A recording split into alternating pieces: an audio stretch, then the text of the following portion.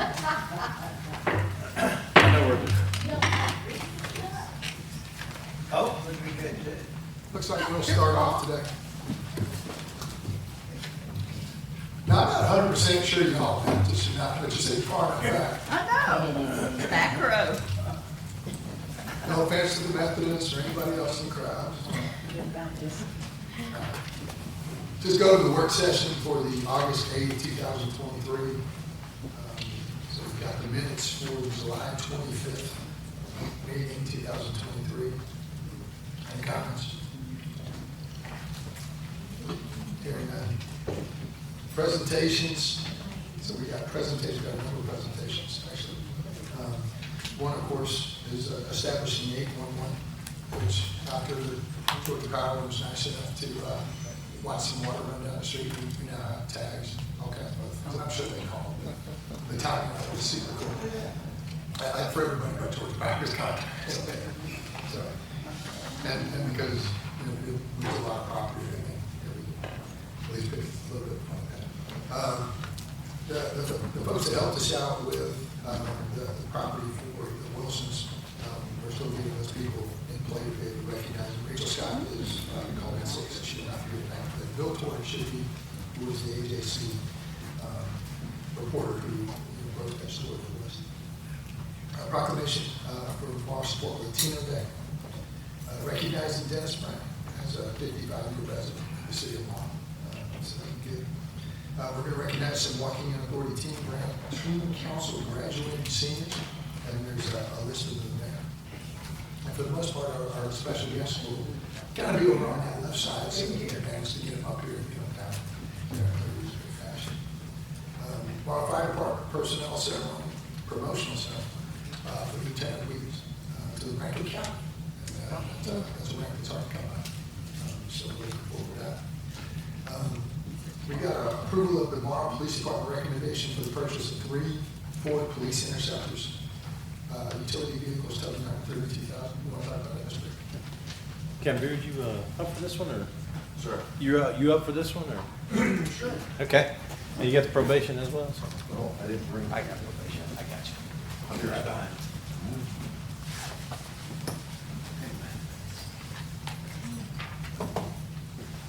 I didn't scare you off, did I take you? No, you moved a little closer. I didn't scare you. I can hear you. They can't hear Oh, you. sorry. I'm eating throat. I don't know you, but I could hear you for years, whatever this was. Good point. Good point. There's a lot of people who wish they didn't listen to half of what I said. That's fine. Good evening, Go ahead. Council. Tonight, this is for the approval of the Morrow Police Department to purchase 3 Ford Police Interceptor utility vehicles totaling $132,609 out of the $233,500 allocated in the fiscal year 24 budget. The cost of each vehicle is $44,203 and price according to state contract, and to authorize the mayor to execute any other related documents. Comments? Ms. Knight? Ms. Tran? No comment. Mr. Quinn? Like you to tell me a little bit about those vehicles, especially used for any special purpose or anything? For any special purpose, they're to replace our aging fleet that we have. Okay. We have several vehicles that are out of service, and this is just replace the ongoing problem we have with the vehicles. Gotcha. Thank you. Ms. Dean? And I think they are in stock. Yes, yes, ma'am, they are. So we'll get them. Absolutely. The only issue we'll have is getting the equipment, which is always a backorder problem, so we're looking at 4 to 5 months. But if we don't get the vehicles now, then they're allocated to someone else gets them, and then we'll have to wait another 12 months before we get one. We got item number 2, which is basically a probation department recommendation for purchasing 1 police units. Yes, sir. Same concept.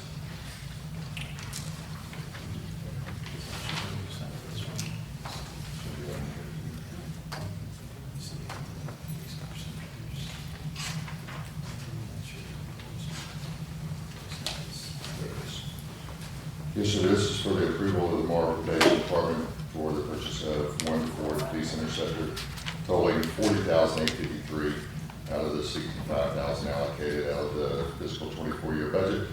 This price is a little lower, you see, than the other utilities. That's due to this one not being a turbo, the smaller engine size, which is suitable for the probation department. This is also in stock and it's priced according to state contract. Okay. Questions, Ms. Knight? No question. Ms. Tran? No question. Mr. Qual? No question. Ms. Dean? No question. Okay, thank you. Thank you. Resolution 2307, the resolution to amend the City of Morrow position allocation chart, full-time salary pay scale by creating the position of administrative support. Mr. Mayor. Yes, sir. This is, you can also call this the SC West resolution. As y'all know, Ms. West has retired recently, but she can't retire, so she's working part-time for us. That explains the spread in here because we're not exactly sure how many hours she's going to work.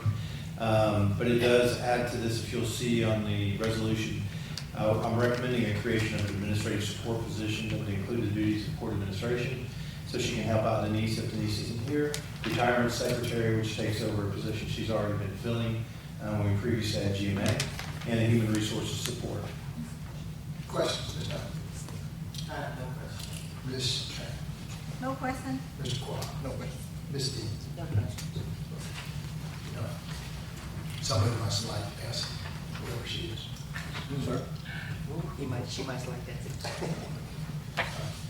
And if we've got an executive session to talk about personnel and legal matters, we've got enough time to go into executive session and have that discussion before the regular council meeting.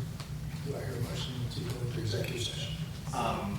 Before we do that, Madam President, Yes. there was two council person request to add an item to the agenda. I would like to hear that. We don't have a third. Without a third, it's not going to go.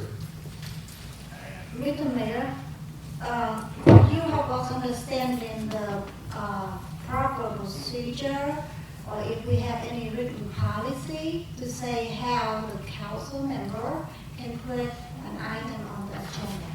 If you have 3 members of the council who want something on the agenda, all 3 members just simply must agree and have to put it on the agenda. To my knowledge, I don't have a 3rd member of the council who has made the request. I appreciate that. Where is that written? Where that policy written? Because if that 2 council member is not sitting here, we won't be able to have a meeting because there's a quorum. And the request of 2 council be ignored. And I would like to have an understanding whether you come up with the policy of 3 council have to agree to put an item on the agenda. Where is that policy written? Because we set the agenda, and unless you get 3 people to put it on the agenda, it's not going to happen. So you were saying that we make the decision behind the public. Before we come to the council meeting, we already pre-make the decision how we're going to do that before we put it on the agenda. Do you have a 3rd member of the council request that it be on the agenda? Hearing none? The question is, where is that article in any, anywhere that saying require 3 members to add it to an agenda? If 2 legislators on the floor, but 2 is enough to add it on the agenda, to my opinion. And you might want to get the city attorney to review that. Thank you. That's my opinion. Any other comments? Could we get the city attorney give us the legal advice on this? Because I'm going to get a city next to us. City of Black City have the same structure as we are, and their practice is that having 2 council members requesting an item to be put on the agenda, and it should be on the agenda. And they have 4 council members and a mayor like us, and the form of government is the same as our form of government, city manager and council. So why is that we are different with some other government that have the same? You'll have to ask the people who make city that question. Where the city of Morrow. I Any would other like, comments? yes, I would like you to ask the city attorney to review that practice. Could we have that, Mr. Mayor? I've heard the question. Do we have any other comments? Hearing none, do I I hear a motion to go into Mr. executive Mayor, session? I'm still waiting for your answer. Could we have the city attorney to give us the legal advice? How should the agenda be put on the agenda by the council request? How many council members do we need to request an item to be put on the agenda? Are there any questions? Do I hear a motion to go into executive session? Mr. Mayor. You got two presentations in the rotation? Yeah. The city manager and then the fire chief. Understood, sorry. I'm sorry, what's? But I'm still going to go into executive session, let's just go knock that out. Do I hear a motion to go into executive session? I don't believe that the city attorney's here yet. If you want to have her. That would be a good idea. So let's go ahead and, the presentation. Alrighty then. When was she supposed to be? I can find out while Chief Sweat does his presentation. Oh, this is some institutional presentation.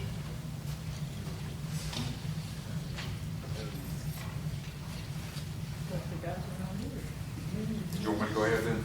At this particular point? Why not? Yes, sir. Okay, all right.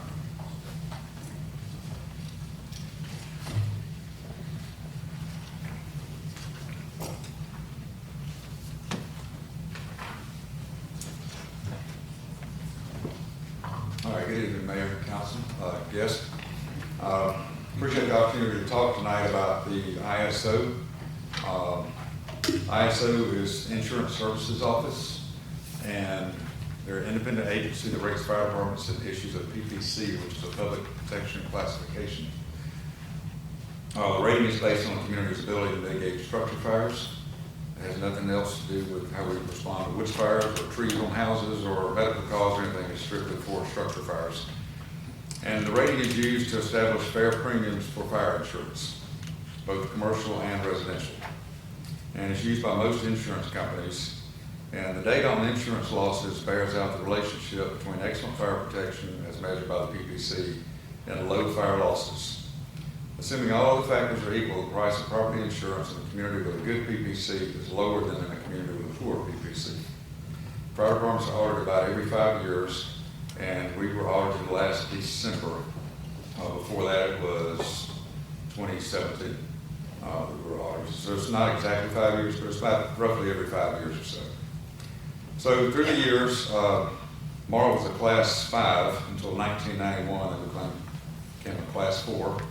2007, class 3. 2014, class 2. In 2018, we became a class 1, which is the best rating you can get.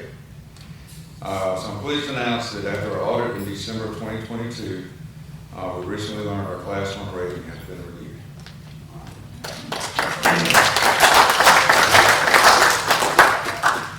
So your rating is determined on 4 categories, and I'll go through these fairly quickly, and the chart's on the screen so you can kind of follow along.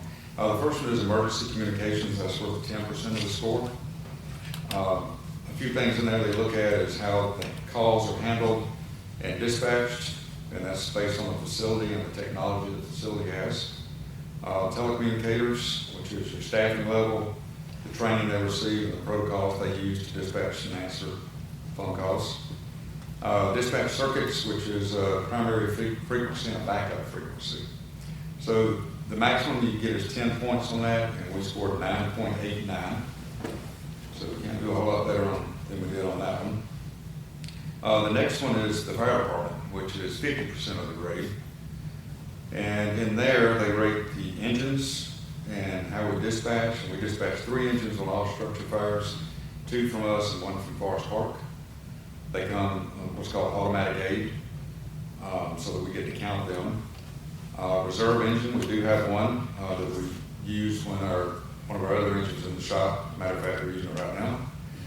Our pumper capacities, which is 3,500 gallons per minute, and we exceed that with the 3 engines that we send on structure fires. Ladder trucks. We're required to have one because we have more than 5 buildings with 3 or more stories. A reserve ladder truck, we don't have that, so we give a little bit on that, but we don't need a reserve ladder truck. Deployment analysis is what we respond based on the number of road miles we protect. So our initial response on a structure fire is what that deployment analysis is. Company personnel is the average number of on-duty personnel that we have. Training, that involves training for our engine drivers, officers, hazmat training, recruit training, pre-fire planning, and facility training. Operational considerations, that's our guidelines that we operate with, and the fact that we've adopted the National Incident Management System to run our incident command system. So on that, the maximum is 50 points, and we scored 41.08. And our biggest loss on that was personnel, but we've got enough of the other good stuff to make up for that, so we're fine. The last one is water supply. Well, not the last one, actually. So water supply, there's 3 categories there. Supply system, how much is available, and how long that will last. The number of hydrants, the size and the type that we have, and how often we inspect and flow those hydrants. And on that, we scored 39.90 out of a possible 40. Now, the next thing you'll see on there is called divergence, and you'll see a minus score of 3.52. The divergence is something ISO uses.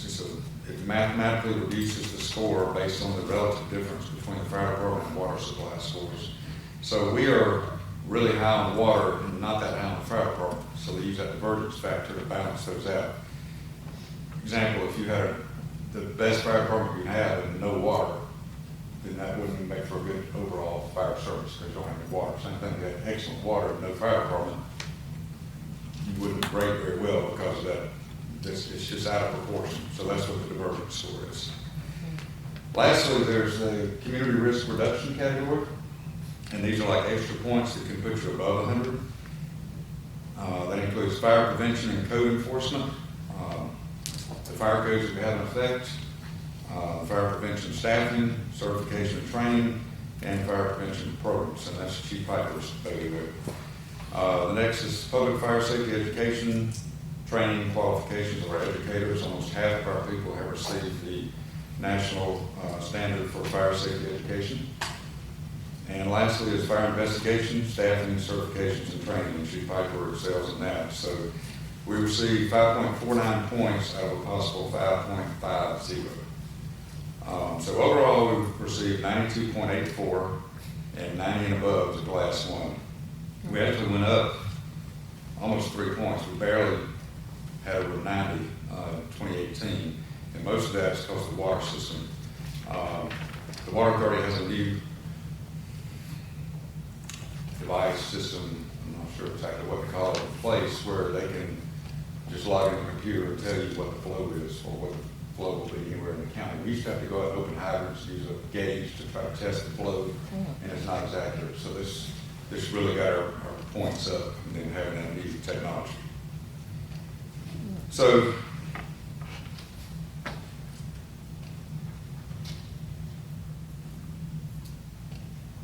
all right.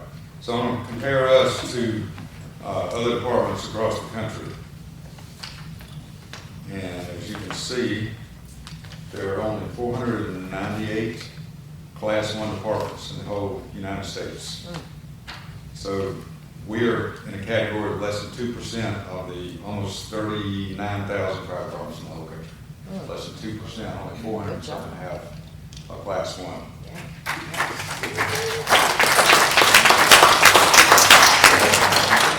And in Georgia, we are one of only 25, out of 713 fire departments that are rated in Georgia. So we're in an elite class when it comes to our ISO rating. So there's some folks I would like to thank. First of all, Clayton County Emergency Communications Police Major Francisco Romero, who is no longer over communications, but he was when we went through this rating. He helped us out tremendously. He's under the direction of Police Chief Kevin Roberts.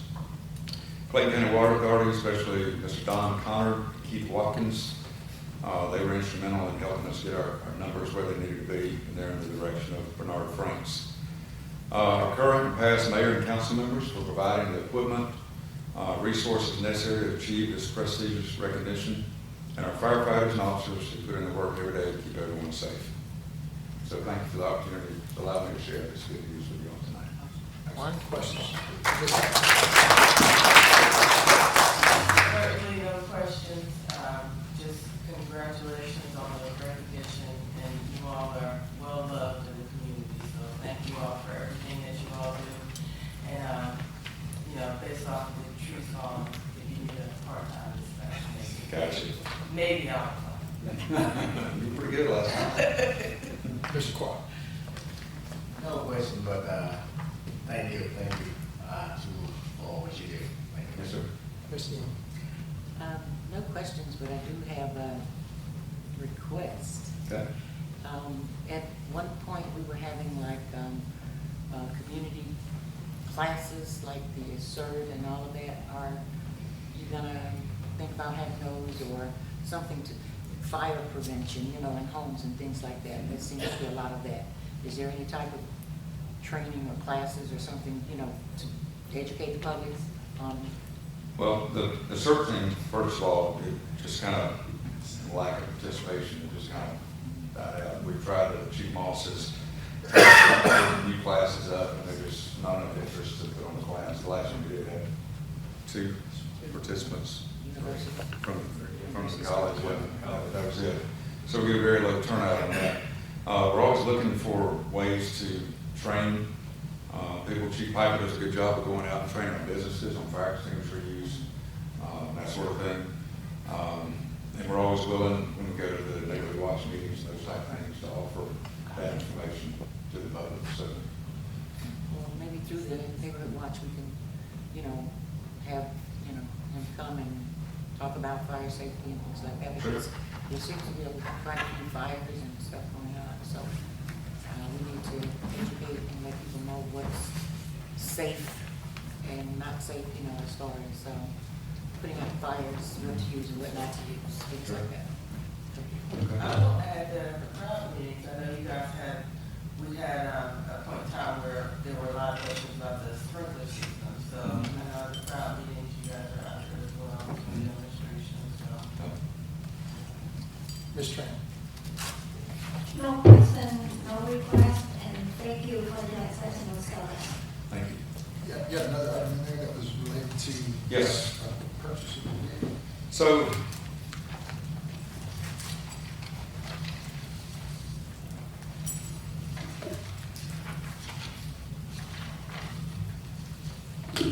I want to propose an idea to y'all. After evaluating our recent events at the district, Juneteenth, Freedom Fest, Night Market, we had huge crowds, as y'all know, they were very successful. But it made us realize that it's not what we used to do when we had smaller events at the Reynolds Road property and that sort of thing. It was difficult to move around in an ambulance and a fire truck. So I like the proposed idea of getting a UTV that would be outfitted specifically for the fire department. Because, the consequence of large crowds, narrow means of egress, it really made it difficult to move about. So with an appropriately equipped UTV, which could easily transport patients to awaiting ambulances, extinguish small fires, control the area, include the fireworks on site, and help search for lost children. What I'm proposing, it includes a place for patients to ride supine while being attended to by a medic. Here you can see a picture. This is a sample. This particular unit that I'm showing here has a place to lay a patient down flat. It comes with a pump and about 85-gallon water tank, and it just slides right in the back of the UTV. Another example is completely outfitted right there. The UTV would allow us to navigate outdoor events quickly, safely, responding to emergencies as needed. Also, it can be used to respond to emergencies along the path system in the city. Reynolds Nature Preserve, where we had a big woods fire last year, providing excellent coverage for public safety. It's a good public relations tool at all events. I estimate the cost of it outfitted to be less than $50,000. I inquired about grants. Apparently there's no federal grants for these things. There are a couple of more that I looked into, and one of those on the national level referred me to a local business, and I've spoken to them, and they are interested in helping us out with that, but I don't know to what extent. So, anyway, that's all I've got on it tonight. I'll be glad to answer any questions you might have. Ms. Knight, I don't have any questions, Mayor. Ms. Train, No question? Mr. Clark, No question. Ms. Neal. The estimate of around 50,000, that's completely outfitted or Yes, ma'am. with all the equipment that you have? And we, Brandon, Public Works, brought his personal one up to all three events, and we were able to use that, and that was a big help. Chief Moss went over the fireworks and all that, but we were glad he brought that, it came in handy. So on here, is there some sort of lift apparatus? No. Get somebody on the? No, we would have, use a Stokes basket to lay a patient in and just lift them up onto the area where the patient compartment there. Excellent. Thanks, Chief. All right, sure thing. Hey, Roger, you gonna let me learn how to drive it? We can get you to outfit it for us. Presentation of Reynolds Road, member of the council. Mr. Gregg. I'll show you a quick movie real quick, drone footage rather.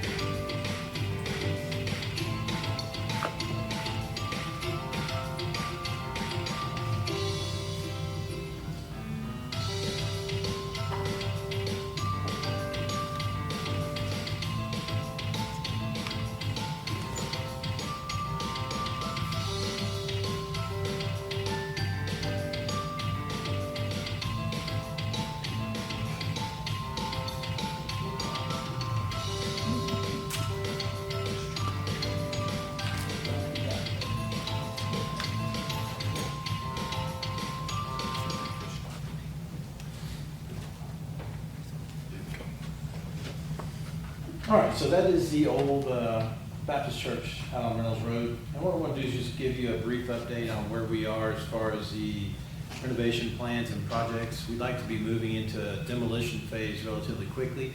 We have demolition plans, we have plans for that front building, and also doing the edifice around all the other buildings to kind of put, if you will, lipstick on a pig. The interiors won't be done yet, but it may draw in some more investments for us. So I want to show you that real quick. This is one of the rendering drawings. That building obviously you notice is a little bit shorter than it looks like in the actual footage, and that's because half the building would be demoed. That front half of the building that you saw in the drone footage was an add-on. This particular part of the building has steel cross beams, a concrete second floor, so it's a very sound building. The one on the front, it ain't so sound. So we tear it down and actually do a little green space out there and kind of reconfigure that. So this is a picture of that building on the back side. You see the emergency stair exits there. Those would actually be reconfigured and enclosed, as you see in this picture. And that butts up right up, just give you a kind of a geographic location on that. That's the community garden to the far left on the screen you're seeing. And then in the background of that is that gymnasium that's out there at the site. So we're gonna go through some pictures as they currently are and what we'd like to see in the future. And that is just to let you know, that's a lot of glass and that's a faux wood, it's a rolled steel on the exterior of that and rolled metal. So you'd have a brick edifice up on top of that, kind of protecting the HVAC, and then you'd have the metal wrapped around the building. Beautiful. And that makes a big impact. This is literally when you pull into that driveway, you'd see we take down the old awning there, and then you'll see the new, more cleaner awning. Give you a better look. We'll paint those rocks, trying to keep it as minimalistic as we possibly can and still have it as effective. So we have demolition plans from our architecture firm, and this shows you basically, I have those, get those plans picked up? All right, we don't have plans picked up, but I'll have them available for you if you'd like to come up here and look at them, and we'll have them available at the next meeting. Basically, we're taking down that front building as it shows on here, and just stripping down that other building to where it's gonna be steel beams and the concrete floor. And we also have plans here for the, there's a police precinct on the second floor. We'd like to put in on the, as you're walking up the stairs on the left-hand side. On the right-hand side would be the VFW lodge you see here. Current plans. And then the City of Morrow Dog Park's out there. It's been neglected for a while. Some of the other enhancement plans that we have on it, see, it's kind of bare bones, small dogs on one side, large dogs on the other side, butts up to the community garden. So some enhancement efforts, and I know those were difficult to see, but it include like, people like to walk their dogs and do different things out there. We'd like to also kind of enhance it to draw in some, maybe some investment from the private sector. You see a lot of barks and brews out there in different places where it's a community gathering area, and that's the whole purpose of this facility as a whole. So kind of taking an approach to all enhancements that we can do in all the areas that are out there currently. Any questions on that? Questions, Ms. Knight? So, main question is, once we move forward with demolition, and we move into refurbishing the exterior, what is the generous estimated timeline for completion? Yeah, now, there's some lead time on construction materials, and that's why I'd like to go ahead and currently I'm gathering bids on the demolition of those buildings. We're looking at two different options. The bids are staggeringly high when I look at those. But also we have an equipped and an experienced crew in our public works department. So I want to make sure we do it safely, effectively, and to the plans, which is why I asked for the demolition plans. There's that building that we want to tear down in the front, unfortunately has where the power, the gas, and the sewage comes in. So those would have to be disconnected, capped, and you want to make sure there's no twist of steel in the existing structure as you remove the other one. So as we go through there and look at those different things, that's where we'll have to make a decision here shortly about how we proceed with that. Moving forward, the demolition shortens the amount of time it has to be on construction. So I'm estimating generously, and this is from the architects as well as because of the materials that we're using, roughly about 6 months. Hopefully, from inception. Now, we're not building a new building. The slab's existing, it's not anything on that, so that's what helps us out with that.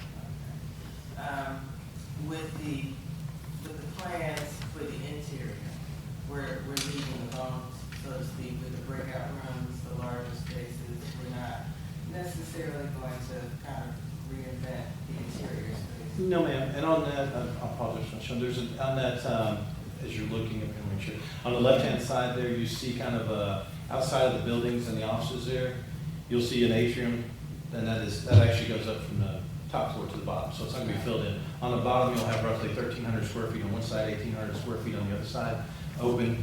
So we can do things like we're doing in our community room right now when it's full. You have able to do Tai Chi, you'll be able to do the yoga and different things in the community as well. So there'll be open rooms that can be closed off for meetings and different things if needed. And if you would speak to the gym and the chapel. Yes, ma'am. The gymnasium is I feel like it's a relatively easy fix for us. We need to go in and refurbish that floor. The roof leaks are primarily because of the skylights. We are getting estimates on replacing those skylights. I believe there's 8 total on each side. So we'll get those repaired, fixed, redoing the floor, the concession area, which would not be used for any cooking, but just to sell things at that time if we were renting it out. The bathrooms and the gymnasium, flooring, and in the back, a locker area. Relatively light, no HVAC in that one. It's going to be a fan. We could have some of the other large fans that they put in there as well. So that should be a relatively easy, low-cost fix, just to open that up and have that available for the community. As far as the wedding chapel, that's got an HVAC component to it, as well as the large building. We're still considering other things to do with that large building, but the wedding chapel's got a pretty much finished downstairs area. Just needs a little rehab, the AC, refreshing of the amenities that are down there, and the bathrooms probably need to be rehabbed as well. And then the upstairs could turn into offices or meeting areas, etc. One last question. So addressing the parking, I know it's been painted. Resealed and painted, yes. Resealed. Do we have any leveling issues that we possibly need to address? I know there's, right by the community garden entrance, there's that hump. But do we have, to our knowledge now, any areas that we might need to level? To There are some match areas that the are probably areas? low areas that need to be patched and looked at. I wouldn't even really assess those or look at those till we get the construction done on the interior, because you'll have trucks rolling in and heavy equipment. But after that, I believe there are some areas that need to be enhanced and brought up to speed, probably with backfill and reseal. Those are my questions. Thank you. Ms. Trainer. So you said we are ready to put out the bid? I'm sorry? Have we put out the bid to get the price for how much the rent? I have asked for several bids for, and received a couple of them on the demolition. Yes, ma'am. So how long did we open the bid for? It does not require a sealed bid. I'm assuming it would be under $250,000, so with the new Georgia law, it's the same thing as the last one, with under $100,000, getting the 3 bids. One of those bids came back over the $250,000, so it may require going back and looking at it and opening it up, if that's the route we take. So that was an informal process, just call a few companies up in Atlanta and see what they would do. Get some of those, but once we have the demolition plans, it's a lot easier to get some more finite bids on that, because they were really kind of throwing a pitch in the dark. Now we have the demolition plans, we can actually push those out and get a better focused bid. I like that way of approach, but I also suggest when we open the seal bid, we should have it leave it more than 2 weeks, because there are no, the benefit is out of that is that we might be having more participants and make the project become more competitive. For the past year, everything like we spent $500,000,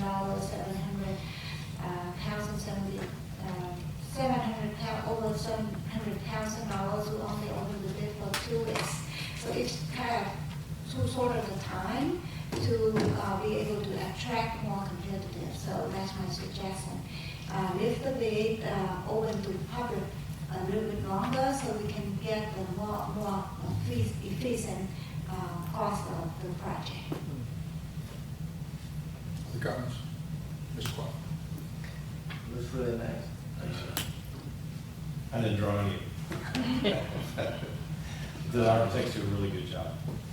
So, for the demolition, and we good at, do we have any plan how we're gonna pay for it? We do have that in the budget for this year, and it would be a slots issue as well for part of this one. Yeah, we would solidify that once we get the bids in. I'll propose that to you formally when we get those in. So, And ask for- put it back also, demolition, and put it back also, do it back also? Yes, sir. Yes, sir. Ms. Dean. On the, in the gymnasium, you said there might be food, is there already a concession? The consent, well, we tread lightly on this one because of the proximity of that gymnasium to the creek. There goes the creek side name. But it also, anytime you do something where you cook in it, as Councilman Quan knows, that requires you to do grease traps. I don't want to get involved in any grease traps or any involved to do with that. So if they're going to do something, it'd be a really light type deal where you do like concessions of popcorn, some of those things like that. Don't require any food preparation on site. They can do warmers, they can do other things like that. But we don't want to get involved in the food preparation part of that. Other comments?